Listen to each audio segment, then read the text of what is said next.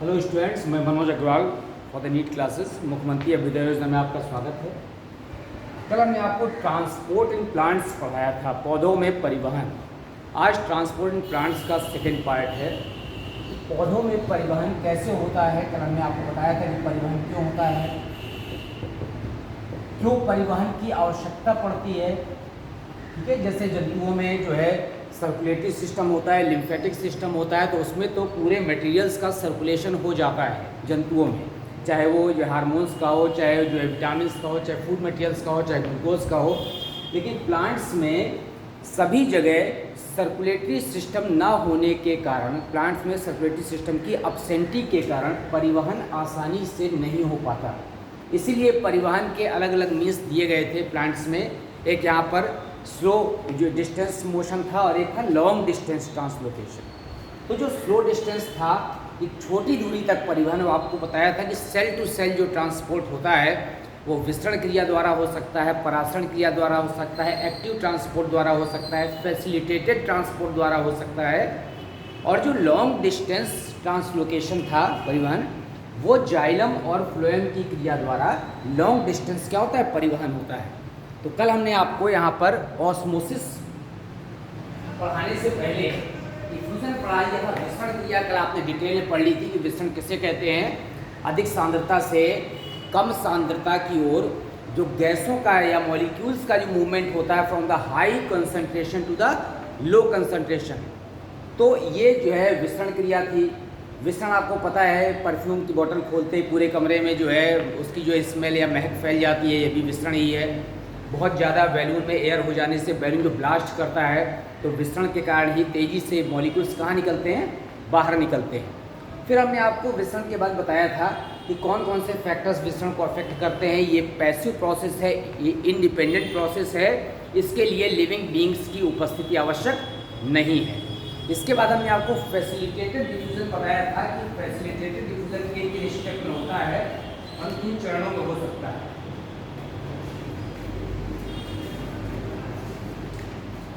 आपने facilitated diffusion पढ़ लिया था। उसके बाद हमने आपको बताया था कि फैसिलिटेटेड डिफ्यूज़न के बाद जो ट्रांसपोर्ट होता है वो किस किस मीन्स से हो सकता है। तो ट्रांसपोर्ट में हमने आपको एक्टिव ट्रांसपोर्ट बता दिया। जो एक्टिव ट्रांसपोर्ट है, हाँ बोर्ड कवर हो रहा है ना आपका, ठीक है। जो आपका एक्टिव ट्रांसपोर्ट है,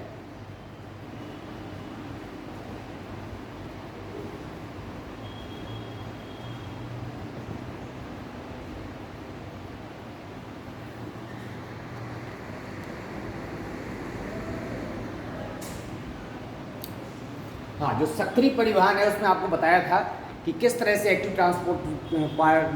ट्रांसपोर्ट में किस तरह से एक्सपेंडिचर ऑफ एनर्जी होता है, जबकि डिफ्यूज़न में कोई भी एनर्जी का यूटिलाइजेशन नहीं होता है।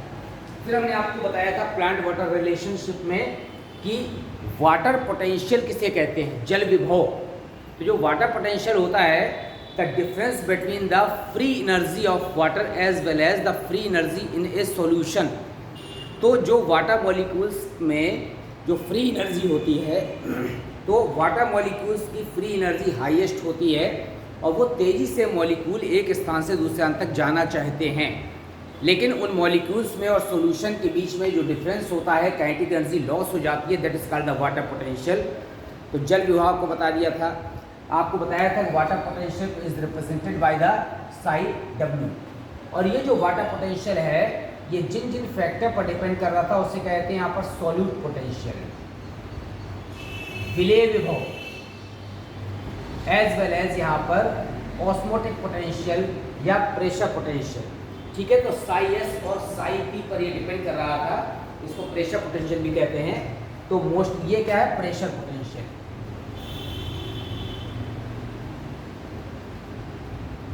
ये क्या था, ये वाटर पोटेंशियल। जो प्योर वाटर होता है, यहाँ पर हाईएस्ट वाटर पोटेंशियल होता है, pure water has highest water potential.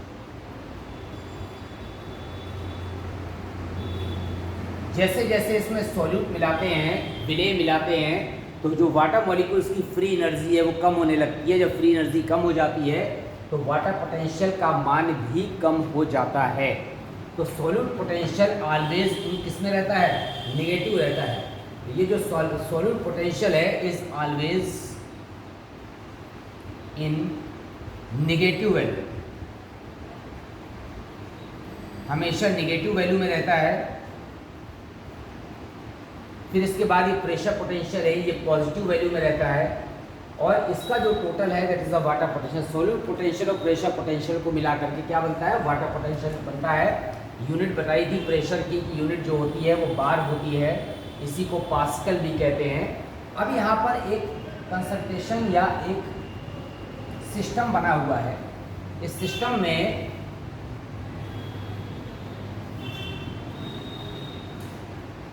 ऐसा, ठीक है, दिस द सिस्टम। अब क्या है, यहाँ पर एक सेल ए है, एक सेल बी है। ये है सेल ए और ये है सेल बी। तो ये ए और बी दो सेल हैं। यहाँ पर इस जगह पर जो सॉल्यूट पोटेंशियल का मान है, ठीक है, और this is the solute potential. दोनों में सॉल्यूट पोटेंशियल की वैल्यू इसमें होती है, माइनस में होती है। तो अगर हम यहाँ पर सॉल्यूट पोटेंशियल देखें तो हमारे पास दो सेल हैं, एक में सॉल्यूट पोटेंशियल की वैल्यू अलग है, दूसरे में सॉल्यूट पोटेंशियल की वैल्यू अलग है। सपोज करिए कि यहाँ पर सॉल्यूट पोटेंशियल की वैल्यू माइनस कितनी है, 10 बार है। यहाँ पर सॉल्यूट पोटेंशियल की वैल्यू माइनस क्या है, 5 बार है। तो आपको पता है कि सॉल्यूट पोटेंशियल जो विभव होता है, जितना ज़्यादा सॉल्यूट मिलाते हैं उतना ही इस वैल्यू क्या होती है, कम होती जाती है, वैल्यू माइनस में जाती है। तो ज़्यादा वैल्यू माइनस में है, इसका मतलब है कि सॉल्यूट की मात्रा क्या है, उसमें ज़्यादा घुली हुई है, ठीक है। तो अब यहाँ पर सॉल्यूट पोटेंशियल आप देख रहे हैं। फिर इसके बाद जो प्रेशर पोटेंशियल है उसकी वैल्यू यहाँ पर सपोज करिए 8 बार है और यहाँ पर इसकी 2 बार। अब हम यहाँ का निकाल लें साई डब्ल्यू, किसके लिए, फॉर सेल ए सेल के लिए साई डब्ल्यू बराबर होता है Sai S plus psi P. तो यहाँ पर साई डब्ल्यू आ जाएगा -10 प्लस 8 बराबर कितना आएगा, माइनस। इस वाले के लिए देख लीजिए साई डब्ल्यू बराबर Sai S plus psi P. तो साई डब्ल्यू बराबर हो जाएगा यहाँ पर -5 प्लस 2 कितना आ जाएगा, -3। आप देख रहे हैं एक जगह वैल्यू कितनी आई है, -2 आई है, एक जगह वैल्यू कितनी आई है, -3 आई है। -3 का मतलब वाटर पोटेंशियल का मतलब है यहाँ पर जो है, जो वाटर पोटेंशियल के कारण से जो वाटर विल मूव सेल ए से बी की ओर ट्रांसलोकेशन होगा वाटर का। क्यों, क्योंकि यहाँ का वाटर पोटेंशियल जो है क्या है, कम है। तो वाटर पोटेंशियल प्योर वाटर का 0 होता है और इसकी वैल्यू घटती जाती है जैसे जैसे सॉल्यूट मिलाते हैं। इसका मतलब है कि सॉल्यूट की मात्रा यहाँ पर ज़्यादा है, यहाँ पर कम है। तो जल हमेशा कम विलेय सांद्रता से अधिक विलेय सांद्रता की ओर जाता है। इसीलिए यहाँ पर मूवमेंट कहाँ से कहाँ होगा, movement from cell A to, ठीक है।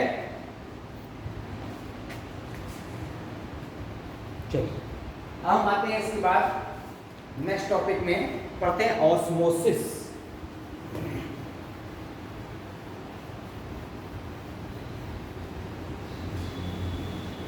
ऑस्मोसिस परासरण।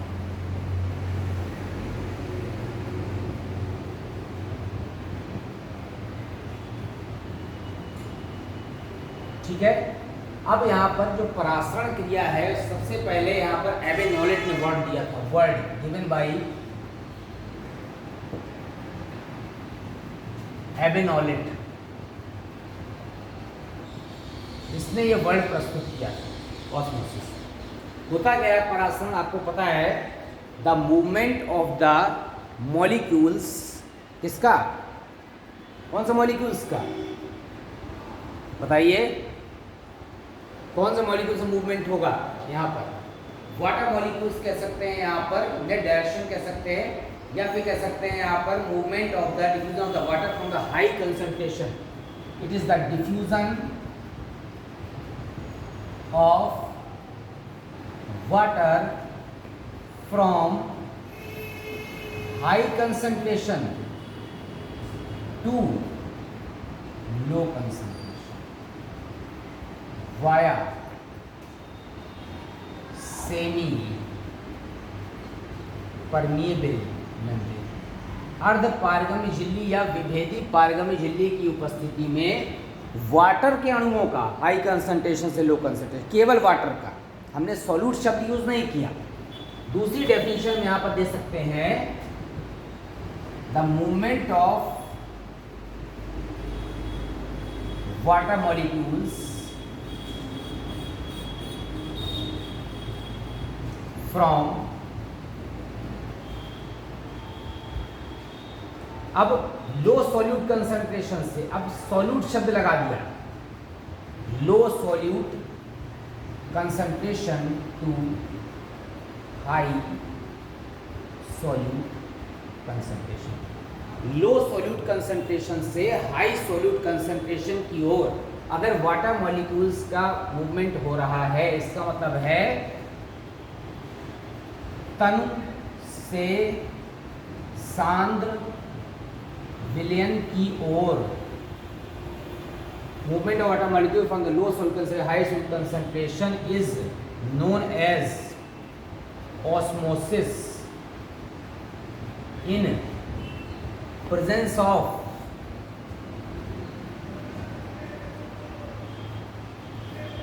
Semi permeable membrane. विभेदी पारगम्य झिल्ली की उपस्थिति में जो मॉलिक्यूल्स का मूवमेंट हो रहा है, that is called the osmosis. इसे क्या नाम दिया हिंदी में?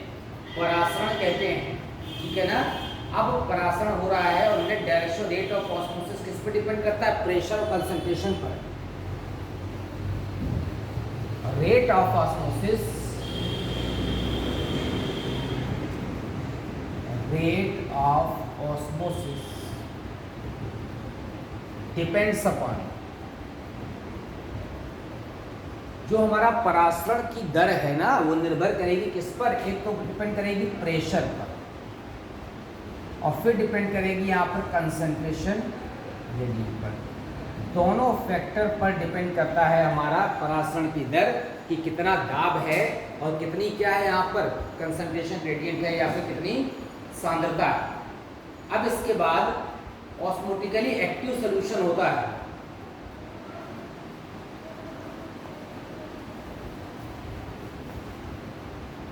A solution in which entry of water takes place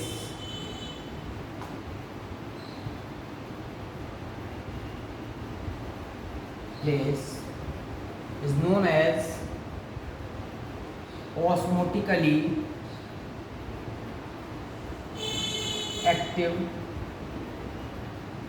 solution। ठीक है ना। सक्रिय परासरण रूप में जो होता है उसे एक्टिव सॉल्यूशन कहते हैं। अब एक बहुत सिंपल सा एक्सपेरिमेंट है कि हम यहाँ पर किस एक्सपेरिमेंट द्वारा इसको प्रूव कर सकते हैं। To prove the osmosis, osmosis को प्रूव करने के लिए एक बीकर में हमने यहाँ पर ऐसा बीकर ले लिया। This is the semi permeable membrane. ये विभेदी पारगम्य झिल्ली है। यहाँ पर हमने भर दिया प्योर वाटर। क्या भर दिया? प्योर वाटर, शुद्ध जल।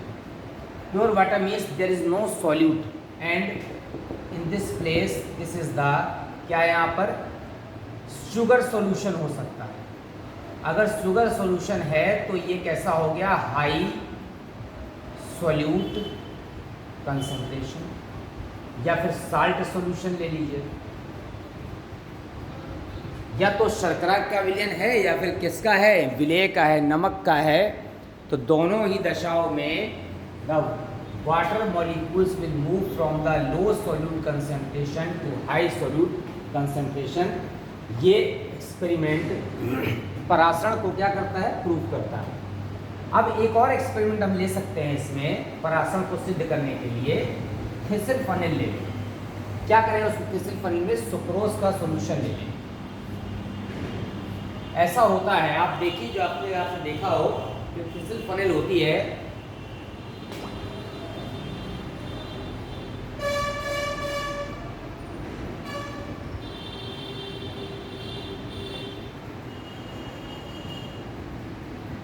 Threshold funnel,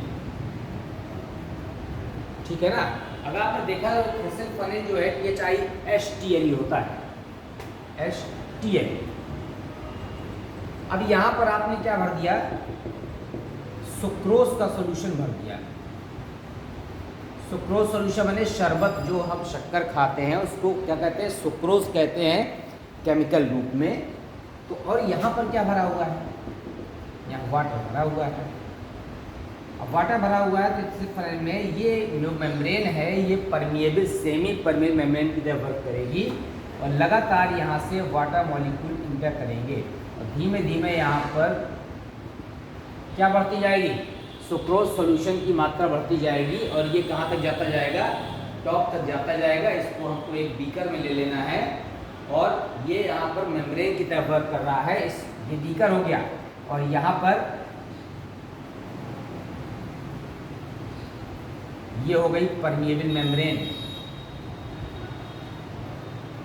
semi permeable membrane,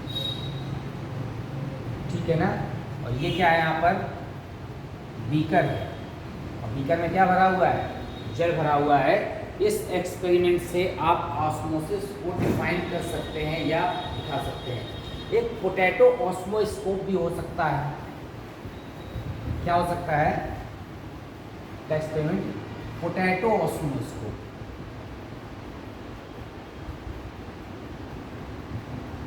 is also, इसका भी यूज करते हैं।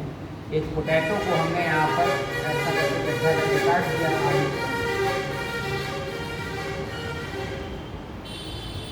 पोटैटो है ये आलू, ठीक है। यहाँ पर ये कट लगा है। अब इस वाले कट में आप पोटैटो में जो कट लगा हुआ है, इस वाले पोटैटो में आप क्या कर दीजिए, यहाँ पर साल्ट डाल दीजिए, ठीक है। यहाँ पर तो साल्ट का सॉल्यूशन डाल देंगे तो यहाँ पर इधर से वाटर निकल करके धीमे धीमे कहाँ आने लगेगा, ये क्या है, यहाँ पर साल्ट सॉल्यूशन भर देंगे तो हर जगह से वाटर निकल करके साल्ट सॉल्यूशन में आने लगेगा।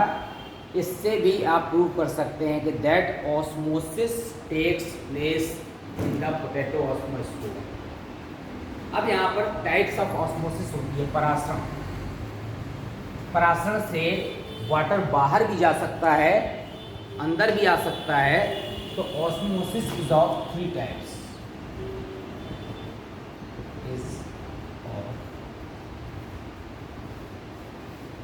एक तो हो गया एंडास्मोसिस, हिंदी में कहते हैं अंतः परासरण। एक को कहते हैं एक्सास्मोसिस, हिंदी में क्या कहते हैं इसको, बाह्य परासरण। और एक होता है रिवर्स ऑस्मोसिस, हिंदी में क्या कहते हैं यहाँ पर, रिवर्स माने उल्टा, जो परासरण क्रिया को क्या कर दे, रिवर्स कर दे, ठीक है ना। इंग्लिश में रिवर्स ही रहेगी। पहले हम आते हैं इसमें एंडास्मोसिस, एक्सास्मोसिस, तीनों को। पहले हम आते हैं एंडास्मोसिस, अंतः परासरण। एंडास्मोसिस कब होगा कि जब हमने यहाँ पर किसी पर्टिकुलर सब्सटेंस जिसमें कि विलेय की सांद्रता ज़्यादा है in comparison to outside, when a substance contains high solute concentration in comparison to outside, then end osmosis takes place, अंतः परासरण। यदि किसी पदार्थ में सॉल्यूट का कंसंट्रेशन ज़्यादा है किसकी तुलना में, बाहर की तुलना में, तो उस दशा में एंड ऑस्मोसिस होगी। आप देखिए यहाँ पर एक एग्जाम्पल ले लेते हैं। यहाँ पर हमने रेजिन, रेजिन जानते हैं किसको कहते हैं? किसमिस को कहते हैं। अगर हमने यहाँ पर रेजिन ले ली है और poured in the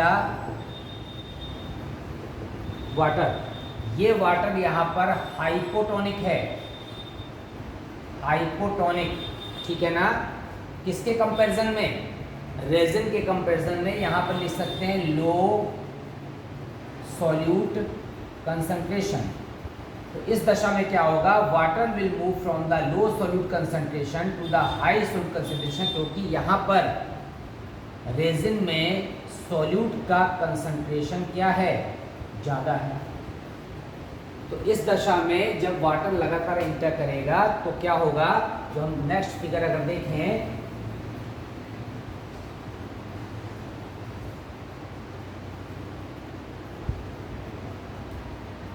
resin swell, फूल गई, ठीक है, या क्या हो गई? टर्जिड हो गई। क्यों टर्जिड हो गई? लगातार पानी कहाँ जा रहा है? अंदर जा रहा है। This is the end osmosis, अंतः परासरण के कारण हो रहा है, ड्यू टू एंड ऑस्मोसिस। अंतः परासरण के कारण हमारी किसमिस क्या हो गई है? फूल गई है। किसका एग्जाम्पल है? एंड ऑस्मोसिस का। सेम एग्जाम्पल हो सकता है इसी तरह से कि जैसे जो फिशेस होती हैं, ठीक है, कहाँ की फिशेस हैं? मैराइन वाटर, ठीक है, या फिर अमीबा है। When marine fishes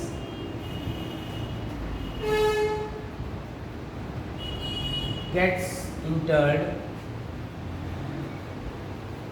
into fresh water rivers, ठीक है, स्वच्छ जल की नदियों में अगर मैराइन फिश आ जाती है तो आप देखिए बिल्कुल सेम फिनोमेना होगा। यहाँ पर जो फिश है,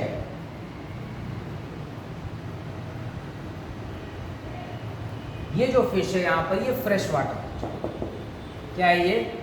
फ्रेश वाटर। फ्रेश वाटर में सॉल्यूट का कंसंट्रेशन क्या होता है? लो होता है, लो सॉल्यूट कंसंट्रेशन। दूसरी भाषा में कहें तो this solution act as the hypotonic, माने कम परासारी, कम गाढ़ा, कम परासारी विलयन, इसकी तरह बिहेव करता है। तो लगातार फिश के अंदर जल क्या करेगा? प्रवेश करेगा। और अगर उसका बैलेंसिंग सिस्टम काम नहीं कर रहा है तो फिश क्या हो जाएगी? बर्स्ट कर जाएगी। कौन सा फिनोमेना हो रहा है? एंड ऑस्मोसिस हो रही है, अंतःपरासन। क्यों? क्योंकि फिश के अंदर जो सॉल्यूट का कंसंट्रेशन है वो कैसा है? हाई। क्यों? क्योंकि मैराइन फिश है, high solute concentration in fish. ये भी अंतःपरासन का एग्जाम्पल है। एक और एग्जाम्पल हम ले सकते हैं, व्हेन सलाइन अमीबा, अगर खारे जल का अमीबा फ्रेश वाटर रिवर्स में आ जाता है तो फिर देखिए क्या होता है। ये अमीबा है, यहाँ पर high solute concentration in amoeba, क्योंकि कैसा ये सलाइन अमीबा है। और अगल बगल से जल लगातार कहाँ जाएगा? अंदर जाएगा, क्योंकि ये सॉल्यूशन कैसा है? फ्रेश वाटर है या फिर हाइपोटोनिक की तरह बिहेव करता है। अब जब हाइपोटोनिक की तरह बिहेव करेगा तो लगातार जल अंदर जाएगा तो उसमें अमीबा में बर्स्ट करने की संभावना कम होती है। क्यों? क्योंकि उसके अंदर एक कॉन्ट्रैक्टाइल वैक्यूल होता है। क्या होती है? हिंदी में कहते हैं संकुचनशील रिक्तिका, जो इस अतिरिक्त जल को लगातार कहाँ निकालेगा? बाहर निकालेगा। लेकिन ये अमीबा के अंदर जल प्रवेश कर रहा है। That is also the example of the endosmosis, अंतःपरासन का उदाहरण है, ठीक है। अब हम आते हैं x osmosis.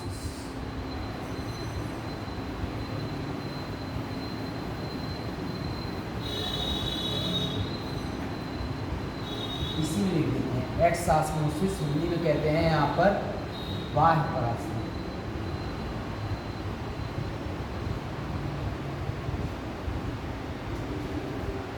X means outside, क्या निकालना, बाहर निकालना। क्या होगा यहाँ पर, movement of water molecules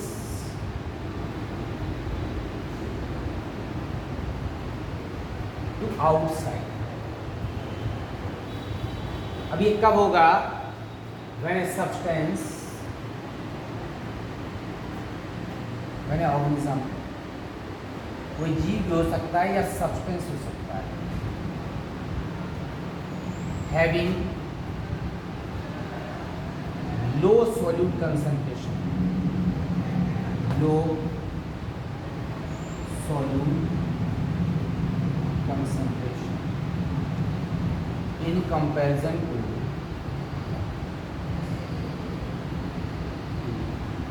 outside.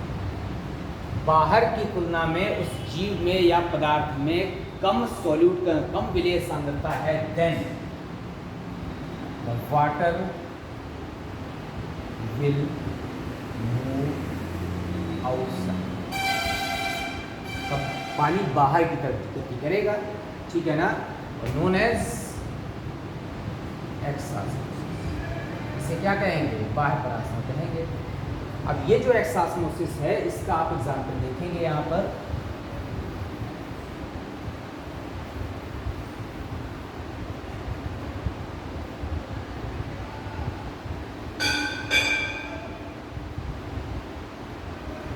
अब जैसे ही किसी ऑर्गेनिज्म, सपोज करिए कि this is the fresh water, ठीक है ना, और ये जो सॉल्यूशन है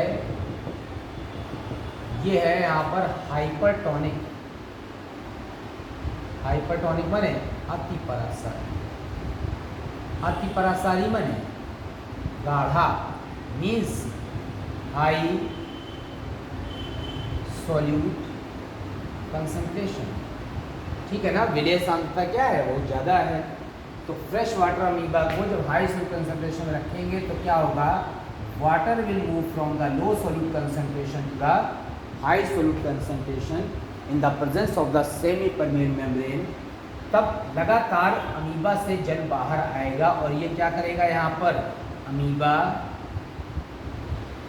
बिकम श्रिंक, चिपक जाएगा, पिचक जाएगा, ड्यू टू एक्सऑस्मोसिस।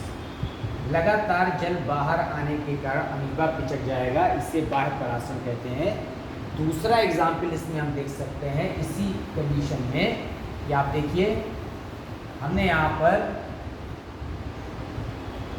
क्या रख दिया, एक रेजिन रख दिया, ये रेजिन नहीं, अब क्या रख दिया हमने यहाँ पर, ग्रेप, एक अंगूर का दाना रख दिया। अंगूर का दाने में यहाँ पर, और यहाँ पर हाइपरटोनिक सॉल्यूशन, गाढ़ा सॉल्यूशन। तो फिर ग्रेप से लगातार जल कहाँ निकलेगा, बाहर निकलेगा, और कुछ समय बाद आफ्टर सम टाइम्स आप एक चित्र देखेंगे यहाँ पर, तो ग्रेप क्या हो जाएगा, पिचक जाएगा। Grape will shrink due to ex बाह्य परासरण के कारण अंगूर क्या है, पिचक जाएगा। यही कंडीशन सेम होती है जब कभी हम खारे पानी की झील में गिर जाते हैं। हमारे देश में उड़ीसा में एक चिल्का लेक है, खारे पानी की सबसे बड़ी झील, आपको पता है। अगर कहीं हम लेक में 2, 4, 6 घंटे के लिए गिर जाएं, ना निकल पाएँ, तो हमारी पूरी बॉडी से वाटर निकलेगा। क्यों? क्योंकि हमारे अंदर सॉल्यूट कंसंट्रेशन उसकी तुलना में कम है। तो हम जैसे ही हाइपरटोनिक सॉल्यूशन में गिरेंगे तो हमारी बॉडी से लगातार लिक्विड निकलेगा, और कहाँ चला जाएगा, सेल से निकल करके बाहर एटमॉस्फेयर में आ जाएगा, सॉल्यूशन में आ जाएगा। तो हमारी बॉडी में डिहाइड्रेशन हो जाएगा, और डिहाइड्रेशन निर्जलीकरण के कारण हमारी बॉडी पिचक जाएगी और हमारी क्या हो जाएगी, डेथ हो जाएगी। ये बाह्य परासरण के कारण सबसे बड़ा जो प्रोसेस है कि निर्जलीकरण हो जाता है। इसीलिए जब डायरिया होता है, डायरिया, ठीक है, डिहाइड्रेशन, लूज मोशन, पेचिश, तो डॉक्टर ORS का घोल देते हैं ताकि बाह्य परासरण ना हो सके, हमारी बॉडी थोड़ी देर तक जल को रिटेन कर सके। क्यों? ताकि ऑस्मोटिक कंसंट्रेशन दोनों का क्या हो, सेम हो, सॉल्यूट कंसंट्रेशन सेम हो, तभी बॉडी में जल रुकेगा। ये हमारी बॉडी की सेल है और बाहर चारों तरफ क्या है, यहाँ पर ऊतक द्रव्य, टिश्यू फ्लूइड। तो ऊतक द्रव्य और हमारी सेल दोनों में जब विलेय की सांद्रता बराबर होगी तब वाटर रिटेनिंग कैपेसिटी बढ़ेगी। अगर यहाँ पर कंसंट्रेशन ज़्यादा हो गया तो जल बाहर निकलने लगेगा।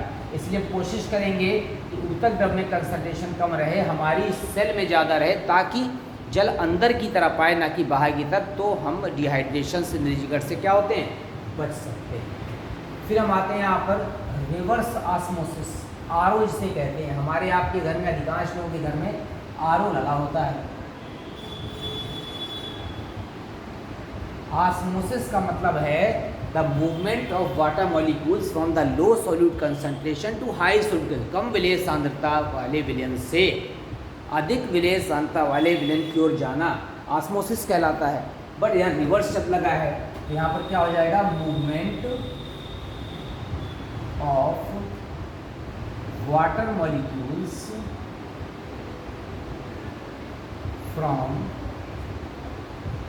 कहाँ हो जाएगा यहाँ पर, high solute concentration to low solute concentration with expenditure of energy. Energy का उपयोग करके, ऊर्जा का उपयोग करके हमारा आरओ सिस्टम क्या करता है, काम करता है। तो प्योर वाटर निकलता है सेमी परमिएबल मेम्ब्रेन से। तो हम यहाँ पर ऐसे भी लिख सकते हैं, the obtaining of pure water, pure water माने सॉल्यूट कंसंट्रेशन 0 फ्रॉम किससे, टैप वाटर, टैप वाटर है या सॉल्यूशन है। तो obtaining of pure water from the tap water solution, ठीक है, वाया एक्सपेंडिचर ऑफ या via external pressure, pressure apply करके इस तरह से अगर हम यहाँ पर प्योर वाटर को एक्सट्रैक्ट कर लेते हैं, ठीक है ना, through semi permeable membrane, via या थ्रू लिख सकते हैं, वो सेमी परमिएबल मेम्ब्रेन, यहाँ पर भी मेम्ब्रेन लगी होती है। तो इसे हम कहते हैं आरओ, रिवर्स ऑस्मोसिस, ठीक है ना, कि जो पानी आ रहा है उसमें साल्ट ज़्यादा है, उसके हम जो है साल्ट को छनवा करके और केवल प्योर वाटर ऑब्टेन कर लेते हैं, जबकि नेचर में इसका रिवर्स प्रोसेस होती है, ठीक है ना। लेकिन यहाँ पर आरओ इसी नाम पर रिवर्स ऑस्मोसिस, इसलिए हम इसको आरओ कहते हैं। आरओ सिस्टम हमारे घरों में लगा होता है ताकि हम प्योर वाटर फ्रेश वाटर प्राप्त कर सकें। अब आता है osmotic pressure, osmotic pressure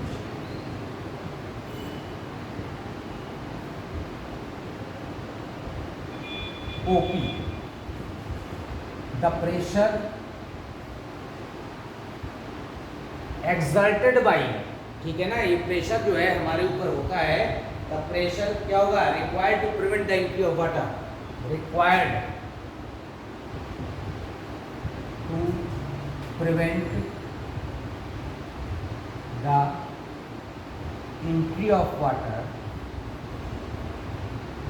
in a solution.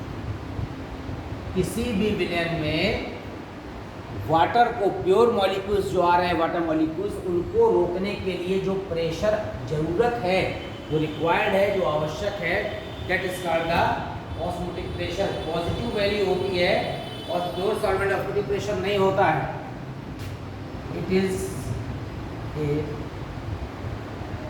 Positive value, ठीक है, एंड प्योर सॉल्वेंट या pure water has no, pure water में कोई भी ऑस्मोटिक प्रेशर नहीं लगता है, और बाकी सब में क्या लगेगा यहाँ पर, ठीक। तो यहाँ पर जो प्योर सॉल्वेंट हो सकता है, हम प्योर वाटर लिख कर लेते हैं, प्योर सॉल्वेंट लिखते हैं। When solute is added, when solute is added in solvent, जैसे ही सॉल्यूट हम विलेय ऐड करते हैं, the osmotic pressure, osmotic pressure develops.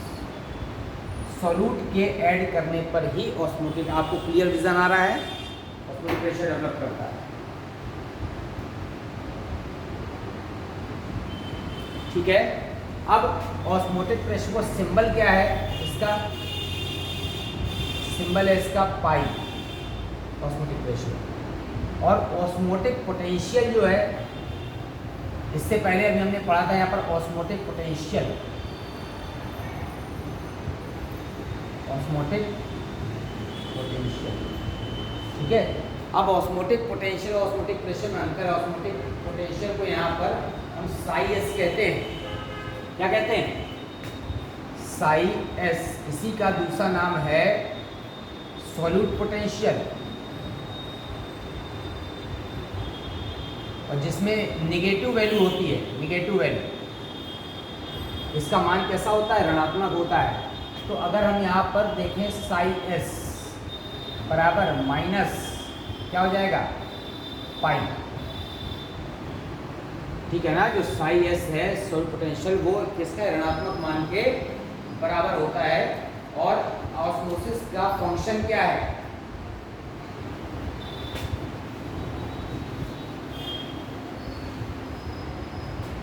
Functions of osmosis,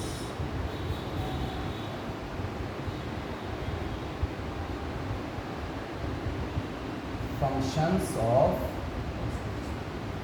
परासरण का क्या महत्व, फॉर टर्जिडिटी ऑफ सेल्स, ठीक है, opening and closing of stomata. Stomata के खुलने बंद होने के लिए इसेंशियल है, आवश्यक है। और किसके लिए आवश्यक है, यहाँ पर सेल की टर्जिडिटी के लिए आवश्यक है। सेल की टर्जिडिटी के अलावा यहाँ पर सेल टू सेल मूवमेंट है, रूट्स के एब्जॉर्प्शन है, सेल टू सेल मूवमेंट के लिए आवश्यक है, ठीक है। फिर इसके अलावा टू प्रिवेंट ड्राफ्ट, सूखे को रोकता है, ठीक है ना। तो सूखे को रोकता है, टर्जिडिटी को बनाए रखता है, रंध्र के खुलने और बंद होने की आवश्यक है, सेल टू सेल वाटर के मूवमेंट के लिए आवश्यक है, उसको रोकता है, सूखे को, इसके अलावा ग्रोथ के लिए आवश्यक है। ये सारे फंक्शंस हैं ऑस्मोसिस के, परासरण के। हम आते हैं परासरण के बाद प्लाज्मोलिसिस, नेक्स्ट स्टेप में आते हैं plasmolysis.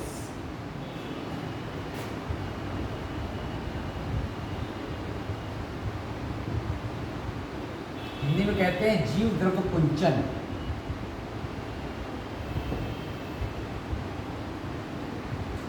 The shrinking of protoplasm of cell. किसी भी कोशिका में जीव द्रव्य का सिकुड़ जाना क्या कहलाता है, प्लाज्मोलिसिस कहलाता है, जिसके कारण से वाटर मूव करता है, ठीक है ना। ड्यू टू एक्स ऑस्मोसिस, किस कारण से ऐसा होता है, बाह्य परासरण के कारण। When a cell placed in hypertonic solution, जब किसी सेल को हाइपरटोनिक सॉल्यूशन में रखते हैं तो उसमें श्रिंकिंग होती है, बाह्य परासरण होता है, जिसके कारण से जीव द्रव्य क्या हो जाता है, सिकुड़ जाता है। उसे कहते हैं जीव ये उधर कुंचन, और सेल भी क्या हो जाती है यहाँ पर प्लाज्मोलाइज्ड हो जाती है, संकुचित हो जाती है। इसमें क्या होता है, पहले जो सेल वॉल से प्रोटोप्लाज्म स्फेरिकल हो जाता है, फिर उसके बाद प्रोटोप्लाज्म से लिक्विड निकलकर कहाँ जाता है, बाहर आ जाता है। तो 3 तरह के सॉल्यूशन होते हैं यहाँ पर, आइसोटोनिक, हाइपोटोनिक और हाइपरटोनिक। आप देख लीजिए यहाँ पर, there are 3 types of solution. There are 3 types of solution. जो विलयन जो होते हैं वो 3 प्रकार के होते हैं। कौन कौन सा होता है, एक होता है यहाँ पर हाइपोटोनिक, हिंदी में कहते हैं कम परासारी। एक होता है यहाँ पर हाइपरटोनिक, हिंदी में कहते हैं अति परासारी। और तीसरा होता है यहाँ पर आइसोटोनिक, हिंदी कहते हैं सम परासारी। अब ये जो विलयन है ये कंपैरेटिव है, तुलना के रूप में, कि जो सेल उसमें प्लेस की जा रही है उसके कंपैरिजन में है। तो कभी भी ये नहीं कह सकते कि जो है, जो शरबत है वो हाइपोटोनिक होता है कि हाइपरटोनिक होता है, क्योंकि ये डिपेंड करेगा कि हमने किसका कंपैरिजन किया है, किसकी तुलना में कौन सा पदार्थ क्या है, हाइपोटोनिक है और हाइपरटोनिक। अब सपोज करिए कि हमने यहाँ पर कोई सेल डाली, इस cell,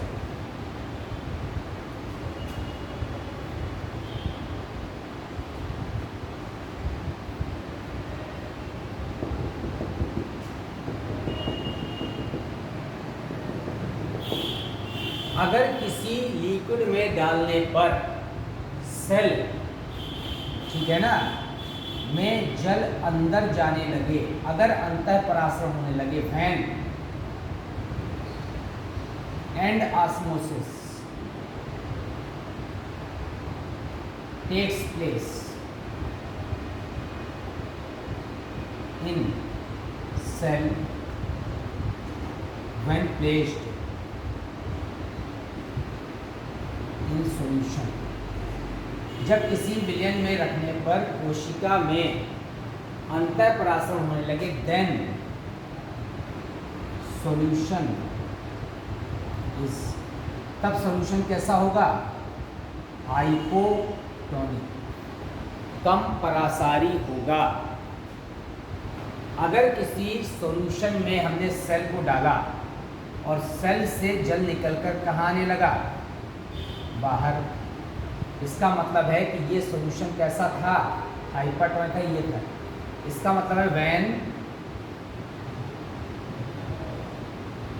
cell become flaccid due to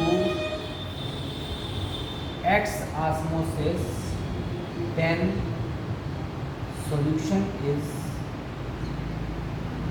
hypertonic. अगर जल बाहर आने लगे तो समझ लीजिए कि वो क्या है, वहाँ पर जो सॉल्यूशन है वो कैसा है, hypertonic. When there is no change, when there is no change in cell concentration, then solution is कैसा है यहाँ पर, आइसोटोनिक, समपरासारी। हम लोग जो ORS लेते हैं वो मोस्टली कोशिश की जाती है कि आइसोटोनिक सॉल्यूशन बनाकर ही लिया जाए। तो 3 तरह के विलयन होते हैं, कम परासारी, अति परासारी और समपरासारी। तीनों सॉल्यूशन हमको पता होने चाहिए, तीनों के बारे में पता होना चाहिए। और अब हम आते हैं नेक्स्ट टॉपिक में, जिसमें इम्बाइबिशन,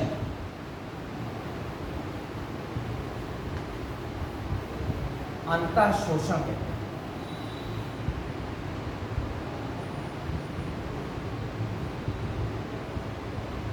अंतः शोषण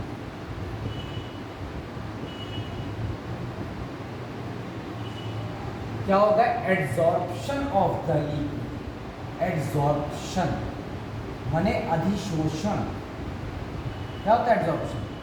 केवल एक्सटर्नल सरफेस पर ये पदार्थ चिपक रहा है, न कि उसके अंदर जा रहा है। एड्सॉर्प्शन ऑफ यहाँ पर किसका? लिक्विड मॉलिक्यूल्स, ठीक है, of liquid molecules at its surface. Adsorption liquid molecules in its surface, ठीक है, ऑफ सॉलिड। तो किसी भी पदार्थ में अगर कोई लिक्विड है, उसके मॉलिक्यूल्स केवल सरफेस पर चिपक रहे हैं, that is called the imbibition without forming a solution. अब इसको हम लिख सकते हैं absorption of water molecules of water molecules in hydrophilic surface. किसी जल प्रेमी सतह की या किसी जल प्रेमी सतह पर, जल अनुरागी सतह पर वाटर मॉलिक्यूल्स का अवशोषण without forming a solution, without forming a solution is known as, क्या कहलाता है? एड्सॉर्प्शन। इसी को एड्सॉर्प्शन कहते हैं यहाँ पर, और यही एड्सॉर्प्शन है। और ऐसे such surface, such substance are known as imbibents and phenomena is imbibition. ये जो प्रक्रिया है ये इम्बाइबिशन है, और ऐसा जो सब्सटेंस होता है उसे क्या कहते हैं? इम्बाइबेंट्स कहते हैं। यहाँ पर जो वाटर सीड्स एब्जॉर्ब कर रहे हैं, dry wood, starch, cellulose, example in seeds dry wood, agar agar, cellulose, ये सारे क्या हैं? इम्बाइबेंट्स हैं, जिसमें अधिशोषण हो सकता है, ठीक है, अंतःशोषण। अब इसके बाद इम्बाइबेंट्स की विशेषता क्या है? यहाँ पर तो वॉल्यूम चेंज, हीट और इम्बाइबिशन प्रेशर होता है।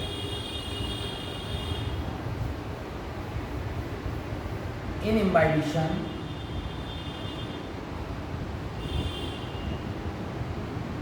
चेंज इन वॉल्यूम, एक तो वॉल्यूम में अंतर आता है, ठीक है ना। सबसे मेन पॉइंट क्या है, किसमें अंतर आता है? वॉल्यूम में अंतर आता है। हीट निकलती है, evolution of heat,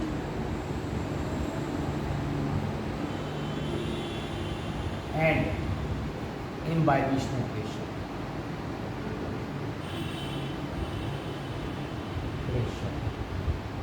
develops.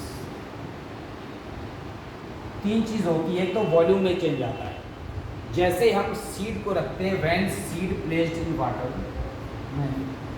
Dry seed placed in water, then the volume increases. सबसे पहले तो वॉल्यूम उसका क्या करता है? बढ़ जाता है, क्योंकि जैसे ही वाटर मॉलिक्यूल्स को एब्जॉर्ब करेगा तो अपने आप जो है वॉल्यूम में अंतर आएगा। वाटर मॉलिक्यूल्स पहले बहुत कंसंट्रेटेड फॉर्म में थे, अब वाटर मॉलिक्यूल्स थोड़ा सा स्पेस लेकर के डेवलप होंगे। यहाँ पर because there is actual compression of water, there is actual compression of water.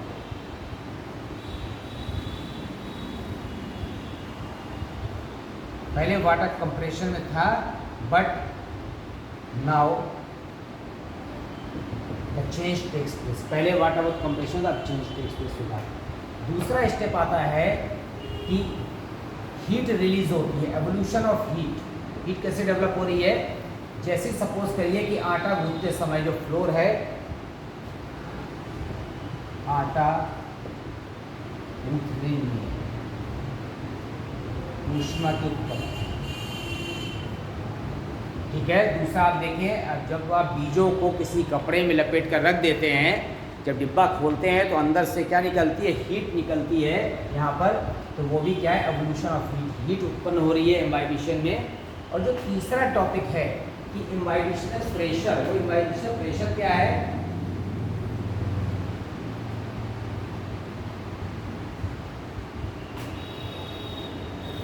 Imbibitional pressure is the maximum pressure.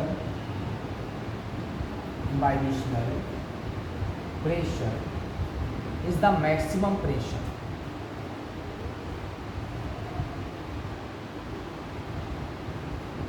developed in, किसमें डेवलप हो रहा है? जो इम्बाइबिशनल प्रेशर है वो मैक्सिमम प्रेशर है जो डेवलप होता है when completely soaked in pure water, when completely soaked, शुद्ध जल में इसको डालने पर पूरी तरह से जो प्रेशर डेवलप होता है या डेवलप होगा, that is the imbibitional pressure. इसी को मैट्रिक पोटेंशियल भी कहते हैं। It is also known as matric potential, which only develops only in hydrophilic substance. जितने भी हाइड्रोफिलिक सब्सटेंस हैं केवल उसी में इस तरह का प्रेशर क्या होता है? डेवलप होता है, अदरवाइज ऐसा प्रेशर डेवलप नहीं होता है। हमने आपको इम्बाइबिशन पढ़ा दिया। अब इसके बाद इम्बाइबिशन का जो एग्जाम्पल है कि सीड कोट जो है राइपनिंग जो हो रही है, एग्जाम्पल क्या है यहाँ पर? Ripening of seeds, ripening and bursting of seed coat, ripening या जर्मिनेशन कर दें। जो सीड कोट के बर्स्ट होने से जर्मिनेशन हो रहा है, ठीक है ना, वो किसके कारण है? इम्बाइबिशन के कारण हो रहा है। हम यहाँ पर आते हैं लॉन्ग डिस्टेंस मूवमेंट। क्या पढ़ रहे हैं? लॉन्ग डिस्टेंस मूवमेंट या फिर transport. It is also called the translocation. इसी को क्या कहते हैं? ट्रांसलोकेशन भी इसी को यूज करते हैं, इसी के लिए वर्ड लॉन्ग डिस्टेंस के लिए। तो इसमें दो कंडीशन होती है यहाँ पर, मास फ्लो और bulk flow. Via mass flow and bulk. अब देखिए आप, मास फ्लो क्या है? मात्रात्मक प्रवाह है। क्या है ये? मात्रात्मक प्रवाह है। तो मास फ्लो में क्या होगा? यहां पर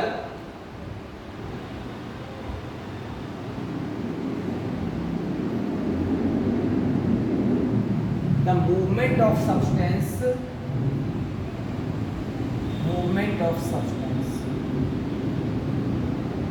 इन मास via pressure difference. Pressure difference के कारण यहाँ पर पदार्थों का क्या हो रहा है? मूवमेंट हो रहा है। तो उसको हम क्या कहते हैं? यहाँ पर मास फ्लो कहते हैं, ठीक है, क्योंकि यहाँ पर प्रेशर डिफरेंस। और बल्क फ्लो क्या हो रहा है? यहाँ पर हाइड्रोस्टैटिक प्रेशर के कारण डेवलप हो रहा है। बल्क फ्लो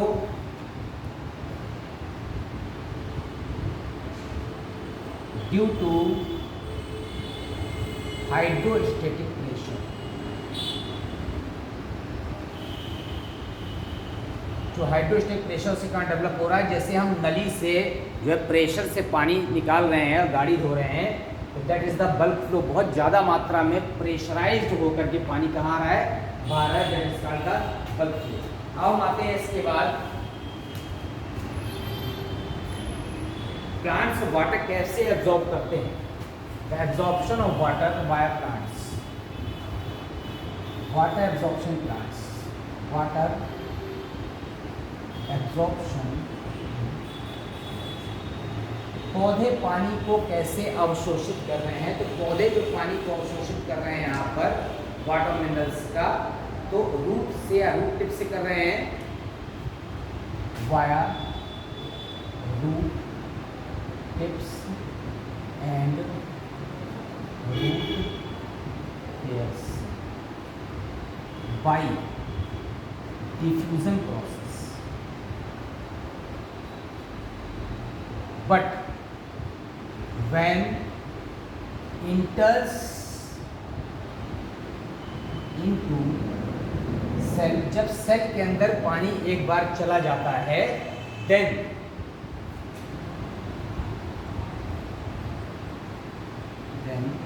there are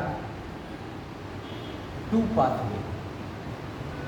तब दो पाथवे होते हैं यहाँ।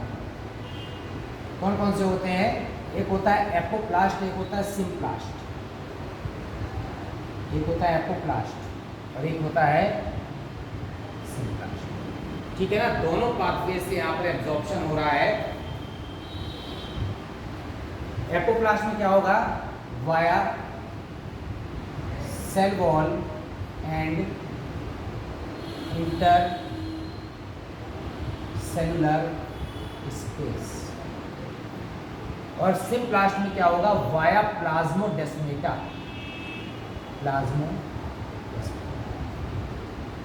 तो एक एपोप्लास्ट में सेल वॉल और इंटरसेलुलर स्पेस से पानी इंटर करता है और सिम्प्लास्ट में प्लाज्मोडेस्माटा से।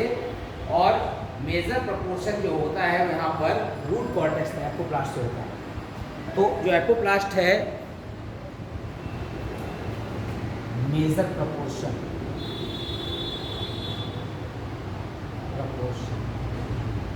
carry up to cortex via किस पाथवे, इस मार्ग से कॉर्टेक्स तक पानी पहुंच जाता है। बट वाया एंडोडर्मिस, अब अंतःत्वचा के अंदर जाना है, सिम्प्लास्ट कैरी। तो एपोप्लास्ट और सिम्प्लास्ट दो तरीके हैं। एपोप्लास्ट से सेल वॉल इंटरसेलुलर स्पेस से जाता है और सिम्प्लास्ट से यहाँ पर एंडोडर्मिस के बाद जो कैरी होता है वाटर, वो सिम्प्लास्ट से जाता है। तो these are the two process for the carry of the water. अब इसके बाद मैकेनिज्म ऑफ वाटर एब्जॉर्प्शन भी हम लेंगे। अब क्या लेंगे हम, मैकेनिज्म ऑफ वाटर एब्जॉर्प्शन।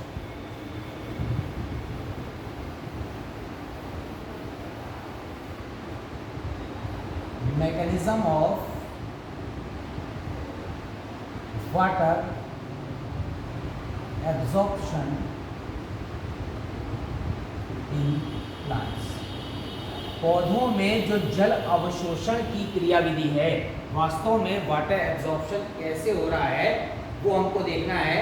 तो यहाँ पर दो प्रोसेस हैं, एक है active absorption and the passive absorption. तो पौधों में जल अवशोषण में एक होता है एक्टिव एब्जॉर्प्शन, एक्टिव एब्जॉर्प्शन, और दूसरा होता है पैसिव एब्जॉर्प्शन।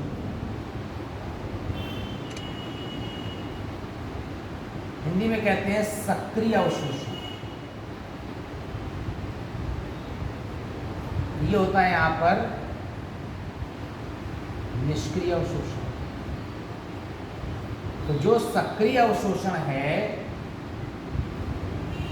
सक्रिय अवशोषण पौधों में, इसका मतलब है कि कोई ना कोई एक्टिविटी हो रही है और पैसिव में नहीं हो रही। तो एक्टिव एब्जॉर्प्शन होता है, इसमें होता है ऑस्मोटिक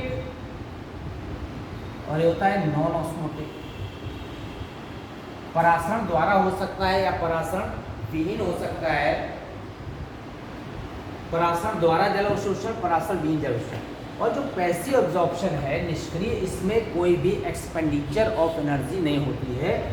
ये पैसिव एब्जॉर्प्शन मोस्ट एफिशिएंट माना गया है और इसी पैसिव एब्जॉर्प्शन में डिक्सन एंड जोली ने अपनी थ्योरी दी है, Dixon and Joly experiment of translocation. तो पौधों में जो जल अवशोषण की जो एसेंट ऑफ सैप, रसारोहण थ्योरी जो दी गई है, वो पैसिव एब्जॉर्प्शन है। पैसिव एब्जॉर्प्शन में एक्सपेंडिचर ऑफ एनर्जी नहीं होता। यहाँ पर ऑस्मोटिक में भी एनर्जी का एक्सपेंडिचर नहीं हो रहा, लेकिन जो नॉन ऑस्मोटिक है परासरण विहीन, इसमें वास्तव में एक्सपेंडिचर ऑफ एनर्जी हो रहा है, ऊर्जा के उपयोग द्वारा हो रहा है। लेकिन इस विधि से बहुत ज़्यादा ऊंचाई तक प्लांट्स में वाटर का ट्रांसलोकेशन नहीं होता। वाटर का मेनली ट्रांसलोकेशन पैसिव विधि से होता है, जिसमें ज़्यादा दूर तक वाटर जा सकता है। ये हम कर लेंगे। इसके बाद ट्रांसपायरेशन आपको पढ़ाएंगे। ट्रांसपायरेशन माने वाष्पोत्सर्जन पढ़ाएंगे, उसमें रंध्र के खुलने और बंद होने का स्टेप लेंगे। और फिर इसके बाद और जो टॉपिक इसमें रह गए होंगे, तो ट्रांसपोर्ट प्लांट्स में 4 पार्ट में डिवाइड किया गया है। फर्स्ट मैंने कल बता दिया आपको, ऑस्मोसिस, ठीक है। फिर इसके बाद डिफ्यूज़न बताया था, फैसिलिटेटेड डिफ्यूज़न बताया था, एक्टिव ट्रांसपोर्ट बताया था। आज मैंने आपको वाटर पोटेंशियल बताया था। आज मैंने आपको बता दिया osmosis, exosmosis, endosmosis, reverse osmosis, as well as imbibition, ठीक है। उसमें हमने इम्बाइबिशन प्रेशर बता दिया, किस पे डिपेंड करता है। उसके बाद यहाँ पर आइसोटोनिक, हाइपोटोनिक, हाइपरटोनिक सोल्यूशन ले लिया। उसके बाद हमने लिया वाटर एब्जॉर्प्शन की जो प्रोसेस हैं वो एपोप्लास्ट और सिम्प्लास्ट। फिर इसके बाद वाटर एब्जॉर्प्शन की जो विधियाँ हैं सक्रिय और निष्क्रिय, इसको डिटेल डिस्क्रिप्शन कर लेंगे। Okay, thank you.